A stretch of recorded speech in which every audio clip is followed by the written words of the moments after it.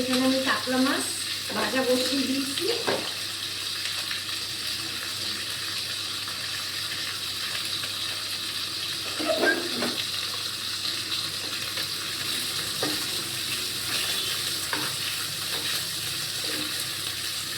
কাতলা মাছটা ভাজা বসিয়ে দিয়েছি, ঝিঙে আর আলু দিয়ে ঝোল করে ঝিঙে কেটে রেখেছি।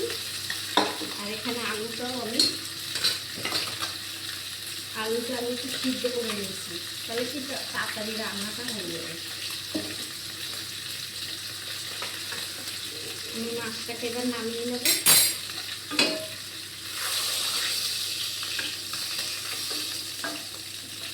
মাছটা একদম জ্যান্ত মাছ ছিল না, খুব সুন্দর মাছটা দেখতে, মানে এত ভালো লেগেছে।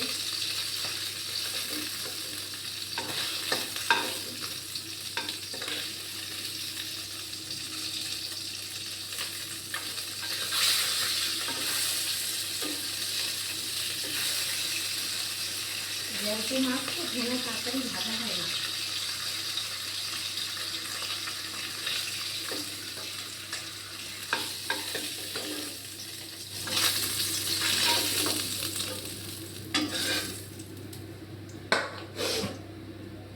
আমি এবার জিরে ফোড়ন দেব, জিরেটা ফোড়ন দিয়ে দিচ্ছি।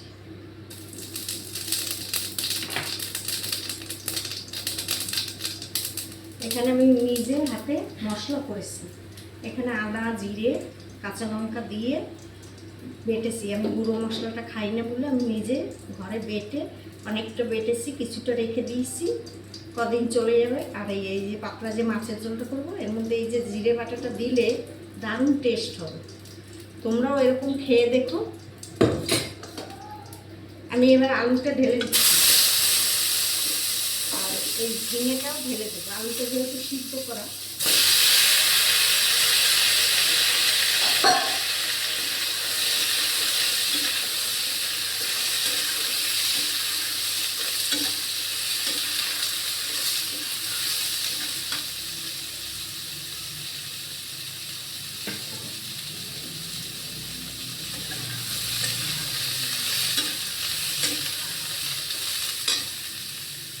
আমি একটু তেল দিয়ে দিচ্ছি।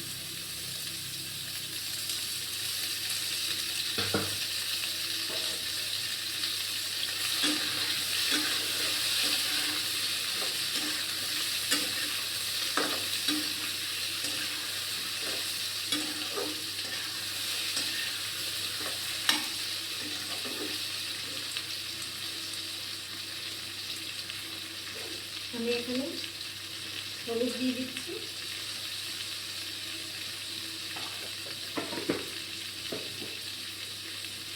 আর নুনটাও দিয়ে দেবো একবার।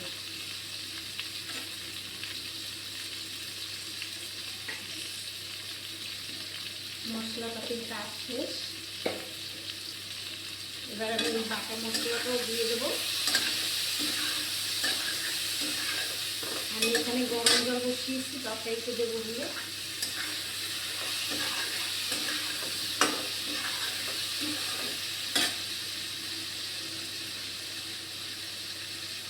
তোমরাও পারলে এরকম ঘরে বেটে খেয়ে দেখো, খুব টেস্ট হবে। খাওয়াটা ভালো, আশা করি এটা খাওয়াও ভালো। চেনা গুঁড়ো মশলা থেকে এটা খেলে কি বলতো, নিজেদের শরীর ভালো থাকবে। বানাতে একটু কষ্ট ঠিকই, কিন্তু খাওয়ার সময় সেই কষ্টটা আর মনে হবে না, এতটাই ভালো হয় খেতে। মশলাটা দিয়ে দিলাম।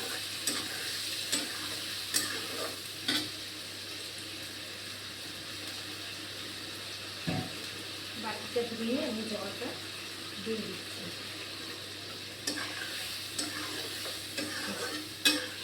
নুন দিয়ে দিলাম, ঝিঙেটা একদম ফুলে গেল।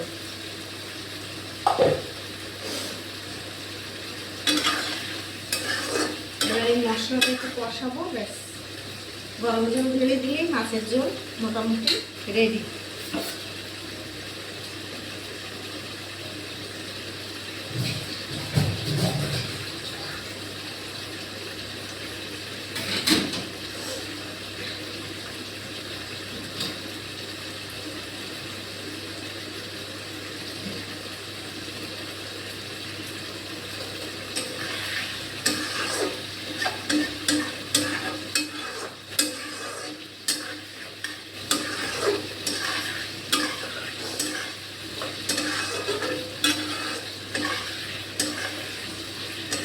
গরমে এই বাটা মশলার ঝোলই খাওয়া ঠিক আমাদের, ঠিক আছে? গুঁড়ো মশলাটা যতটা পারবেন এড়িয়ে থাকার চেষ্টা করবেন। আমি তো কখনোই খাই না গুঁড়ো মশলা।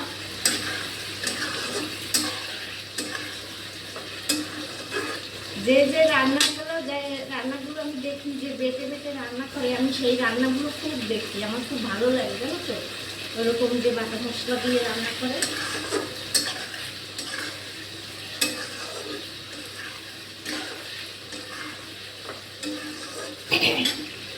কিছু কিছু রান্না দেখি যে গুঁড়ো মশলা দিয়ে ফটফট করে রান্না করে ফেলে, হ্যাঁ, কিন্তু যে বাটা মশলা যে রান্নার সেই স্বাদ আর আসে না ওইতে। যতই দেখার কালার দেখার যাই দেখার, টেস্টটা একদম অন্যরকম হয়।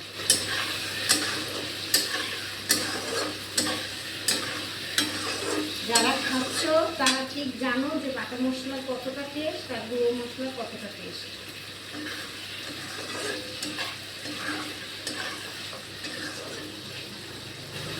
মশলাটাই কষাতে যেটুকু টাইম লাগবে। ঝিঙে মোটামুটি সিদ্ধ হয়ে গেছে। ঝিঙে তো দেখো, ঝিঙে তো হচ্ছে নরম জিনিস, আমি সেই কারণে আলুটা আগে সিদ্ধ করে নিয়েছি। আর মাছ ভাজা মানে অর্ধেক হয়ে যাওয়া। আমি এবারে গরম জলটা ঢেলে দেবো।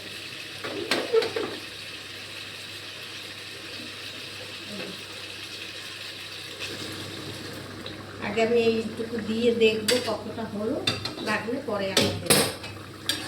ঝোল একবারে টকবক করছে। গরম জল দিলে খেতে খুব টেস্ট হয়। মাছের ঝোল বলো, যা যে কোনো জিনিসই বলো, ঝোলের জিনিস রান্না করলে সবসময় গরম জল আমি দেওয়ার চেষ্টা করি। পুরো জল ফুটছে টকবক করে, আমি এবার মাছটাকে ঢেলে দিচ্ছি। মাছটা দিয়ে একটু ফুটাবো।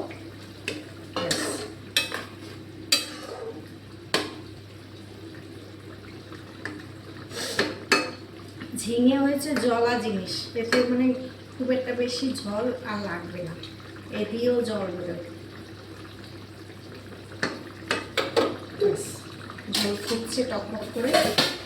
ঢাকা দেবো কিনা ভাবছি, দিলেও হয় না দিলেও হয়, দিয়ে দিই।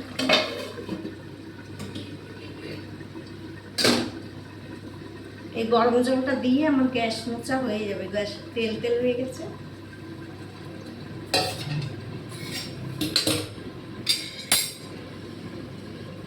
বাবারে,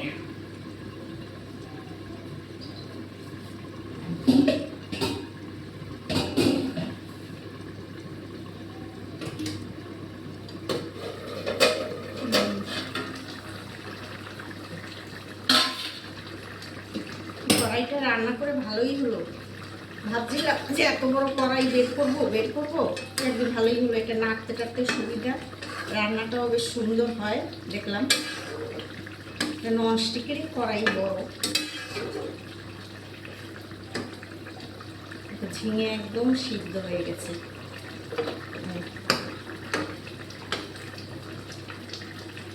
এবার আমি একটু যেটা দেখি, নুনটা একটু দেখবো। আশা করি ঠিকই হবে যা দিয়েছি।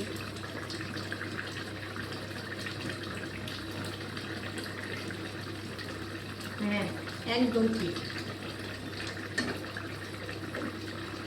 সব কিছু ঠিকঠাক আছে, ঝাল ডাল সব কিছু খেতে মানে দারুণ হয়েছে খেতে ঝোলটা।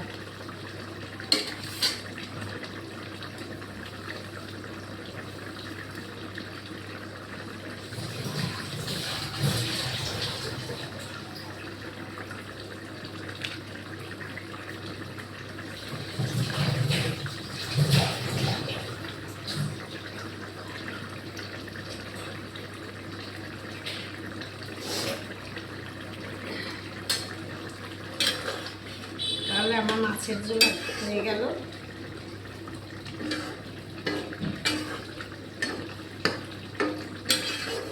আর বেশি ঝোল টানাবো না, কারণ এই ঝোল দিয়েই ভাত খাবো আজকে। আর উচ্ছে ভাজা করেছি,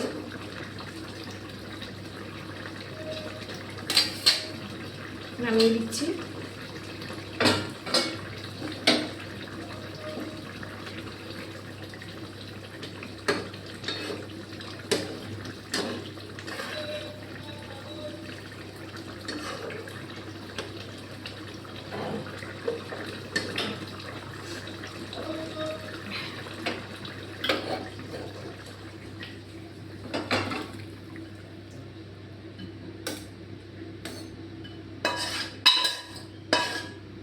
কড়াইটা ধরতেও কত সুবিধা, দেখো কি সুন্দর হয়েছে, কালারটা দেখো কত সুন্দর হয়েছে।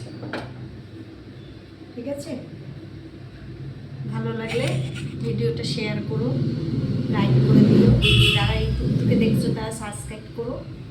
রাখছি, ভালো থেকো। আবার সবাই এখন রাখি, পরে আবার দেখা হবে।